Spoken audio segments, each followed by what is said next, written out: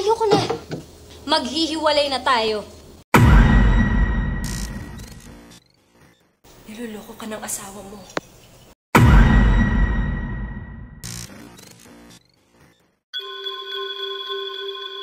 Ang pelikulang ito noong 2008 na aking ibubuod ngayon, ay tungkol sa dalawang matalik na magkaibigan na walang ibang hinangad sa kani-kanilang asawa, kundi ang masayang pagsasama, at puno ng pagmamahalan sa hirap man o ginhawa. Ganoon sana kaso nang dahil sa tawag ng bembangan na talaga naman.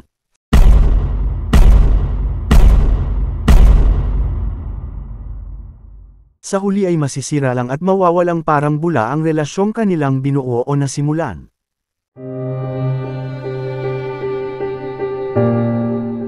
Kaya atin nang umpisahan ang kwento mga kayoso, na pinamagatang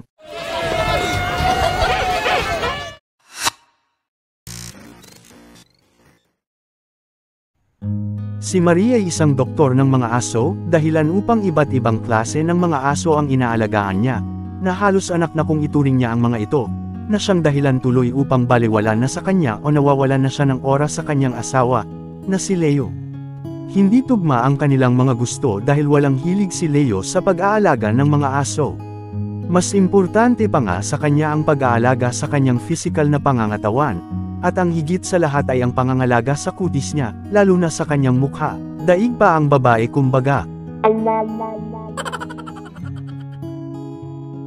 Natatawa na nga rin sa kanya ang kaibigan niyang si Gabi dahil karamihan, sa inuman nagyayaya kapag may problema.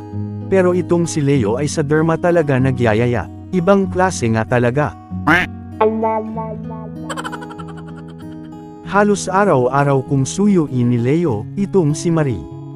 Pinipilit pa rin na gusto niyang araruhin ang napakatigas na lupa sa digaano nitong malawak na lupain. Pero sadyang napakatigas talaga para kay Marie kung kaya't minsan ay may mga paghihinala na itong si Leo na hindi na lang ito tungkol sa mga aso, dahil palagi na niyang nakikita sa kanilang bahay si Darwin, na trainer ng mga aso ng kanyang asawa.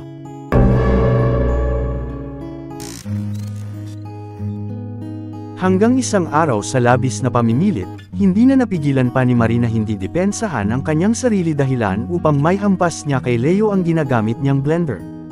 Pero imbes na tulungan sana niya si Leo at dalhin sa ospital, ay pinabayaan niya ito at nagpunta siya kay Darwin, na labis na nakapagtataka tuloy kung bakit. Hanggang sa dito na nga rin nagkaroon ng pagkakataon ng trainer, at sinamantala nito ang pagkakataon kung kailan nangangailangan ng karamay, at bilang isang trainer, hindi na ang aso ang na-training, kundi ang amo na mismo ng mga aso. Dahil sa nangyaring iyon, tuluyan nang nakipaghiwalay si Marie kay Leo. Siyempre puro pangungumbinsi at pagmamakaawa lang ang ginawa ni Leo, wag lang ituloy ni Marie ang pakikipaghiwalay, pero sadyang matigas na talaga ang puso ni Marie, at sinabihang dapat ay kumuha na rin si Leo ng kanyang abogado dahil nakahanap na ito ng sa kanya.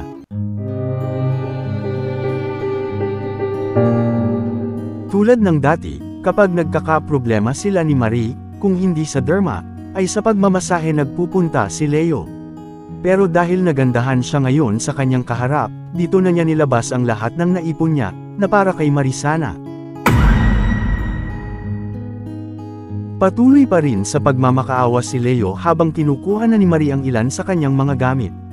Lahat na ng mga maaamong salita, mga paglalambing, ay kanya nang ginawa, pero buo na talaga ang desisyon ni Marie.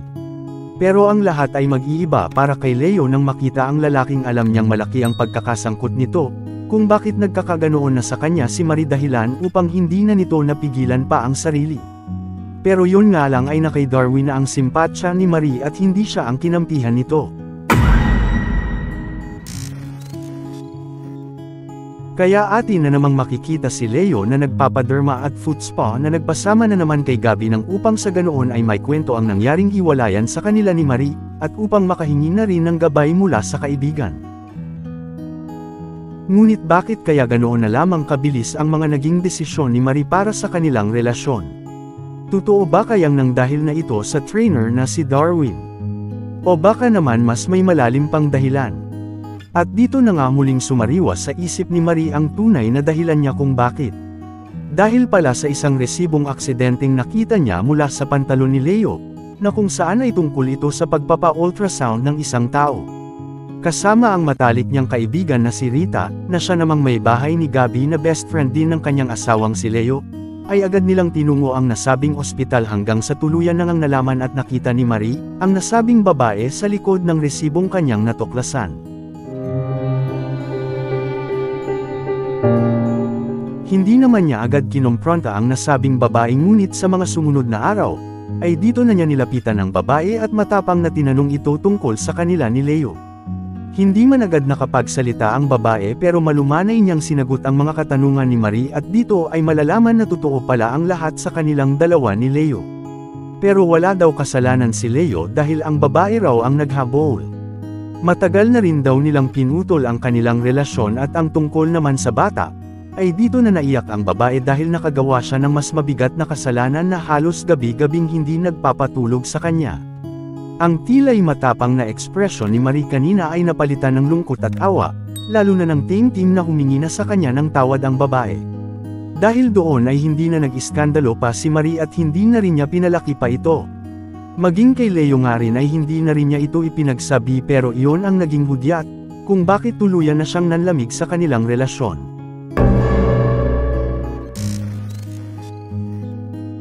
Dahil naman sa tuluyan ng pag-iwas ni Marie kay Leo, na maging ang mga text at tawag nito sa kanya ay hindi na rin niya sinasagot, at para pansinin lang niya ito o tawagan, ay dito na niya kukunin ang kanyang aso na ilang oras na lang ay malapit ng manganak.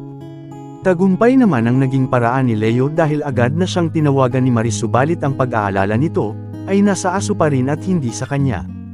Alalang-alala tuloy si Marie sa kalagayan ng kanyang aso hanggang sa makikita na nga nating magkasama na ang dalawa. Dahil isinuko rin pala ni Leo sa huli ang aso na di na nito alam ang gagawin o paano ito paanakin. Kaya nang dahil sa pangyayaring ito, tila babalik ang dati sa kanilang dalawa at kitang-kita naman ni Marie ang sobrang pag-aalala at saya ni Leo sa kanilang ginagawa. At iyon na nga, muling naibalik ang kanilang relasyon at masayang-masaya si Leo dahil muling bumalik ang sigla at saya sa kanilang dalawa ni Marie. Interesado na rin siya sa mga kinahihiligan ng asawa at ngayon ay parang anak na nilang dalawa ang mga naging anak ng aso noon ni Marie, na ngayon ay malalaki na. Pero ayaw mang sirain ni Gabby ang pagkakataon ngayong nakikita na niyang bumalik na sa dating Leo noon ang kanyang kaibigan, subalit ayaw naman niyang niloloko ito o iniiputan sa ulo kung kaya't napilitan na lamang niyang sabihin at isumbong ang mga nakita niyang magkasama sina Marie at ang trainer ng aso nito na si Darwin, sa isang restaurant sa nakalipas lamang na araw. Hindi na tuloy na wala pa sa isipan ni Leo ang mga sinabi sa kanya ng kaibigan kung kaya't sa kanyang lihim na pagmamanman, ay dito na nga siya tuluyang naalarma nang makita ang pagdating ni Darwin sa klinika ni Marie.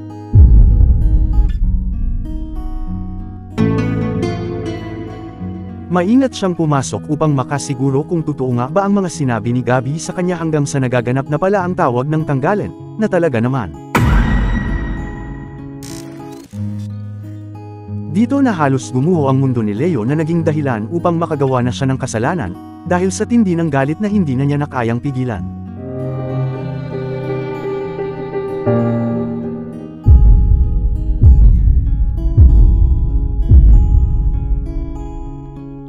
Siyempre hindi naman pinabayaan ni Gabby ang kaibigan at pumanig ito sa kanya, na sa katunayan nga ay tumistigo pa siya dahil siya ang lubos na nakakaalam sa pinagdaanan ng kaibigan. Dahilan naman tuloy iyon upang magalit si Rita, na haantong sa mahabang sagutan at diskusyon nilang mag-asawa. Siyempre papanig si Rita sa kampo ng kaibigan niyang si Marie, dahil siya lang din naman ang lubos na nakakaalam, kung bakit nagawa iyon ng kaibigan. Pero dahil nga sa pangyayari, na malaki kong tutuusin ang pagkakasala ni Marie, pumanig ang hukuman kay Leo at napatunayang hindi siya nagkasala, dahilan upang siya'y makalaya. Hindi tuloy makapaniwala si Rita sa naging hatol o desisyon ng mga nasa hukuman. Matapos ang naging hatol, napagdesisyonan ni Leo na lalayo muna, babangon, at magsisimulang muli. Nagpatuloy at tumagal ang hindi pagkikibuan ng mag-asawa. Hanggang sa dumating na nga sa puntong tila na a-attract na sa ibang putahe itong si Rita, nang makita ang partidor at tinderong si Gaston. Napadalas na ang pagsama-sama ni Rita sa kanilang katulong sa pamamalengke dahil ang pakay niya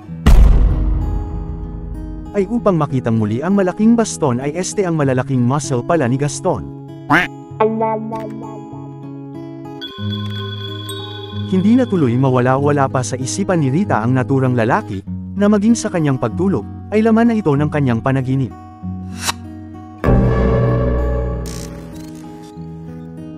Napagdiskitahan tuloy niya ang nabili niyang karne kay Gaston, na siyang ginamit niya upang maibsan ang ewan ko ba kung sa init na ito ng panahon o baka naman mukhang sa iba na yata. Pati sa mga prayer meeting na pinupuntahan ng kanilang katulong ay sumasama na rin itong si Rita. Hanggang sa hindi niya inaasahan na kasali rin pala dito si Gaston, kasama ang may bahay nitong si Luisa, na isang PWD. Sadyang hindi na talaga mapigilan ni Rita ang sarili at talagang gumagawa na ng paraan may hatid at mapalapit lamang ito kay Gaston. Hanggang ang kanilang prayer meeting ay gaganapin sa bahay mismo ni na Luisa at Gaston at sa pagkakataong ito, ay lihim nitong pinakialaman ang Nathaniel na pang-ibaba ni Gaston, nakalaunay makikita at mahuhuli siya nito sa kanyang ginagawa. Pinag-Sharon Cuneta tuloy siya ni Gaston, na wala naman siyang kaalam-alam na hindi pala ito pagkain kundi ang Nathaniel pala ni Gaston na kanyang pinakialaman. Hanggang sa dumating na nga ang pagkakataon kung saan pareho nang hindi nakapagpigil ang dalawa, mismong sa pamamahay pa ni Gabby nila ito isinagawa. Naulit nang naulit ang mga lihim na tagpong iyon para sa dalawa na talaga naman. Kahit saan, kahit man sa sasakyan, walang pinipili basta may pagkakataon ay sige lang mairaos lang ang tawag ng tanggalan, na talaga naman. Pero ang hindi lang nila alam, nakakahalata na pala si Luisa sa kanilang mga pinaggagawa. At hindi lang pala si Rita ang una dahil marami na palang nagdaan kay Gaston at wala siyang kakayahang magreklamo, dahil nga sa kanyang kalagayan. Pero dahil masakit sa kanya na may ibang naaagrabyado, isinumbong pa rin niya ito kay Gabby, na halos hindi naman makapagsalita sa mga narinig at nalaman.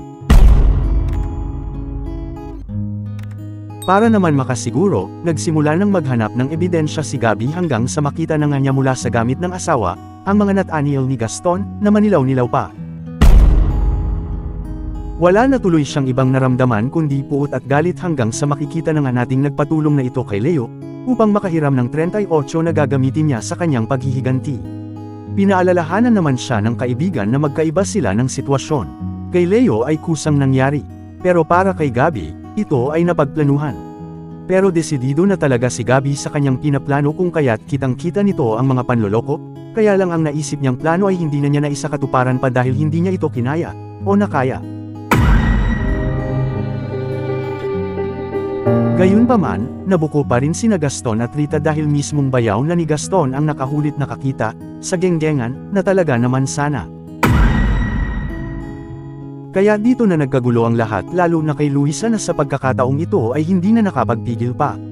Maging ang kapatid niyang pulis na siyang nakatuklas sa dalawa, ay hindi na rin nakapagtimpi at binanatan na si Gaston. Habang itong si Rita naman ay nag-iiyak na lamang, habang tinatitigan lang din ni Gabby, na umaagos na rin ang luha sa mga mata.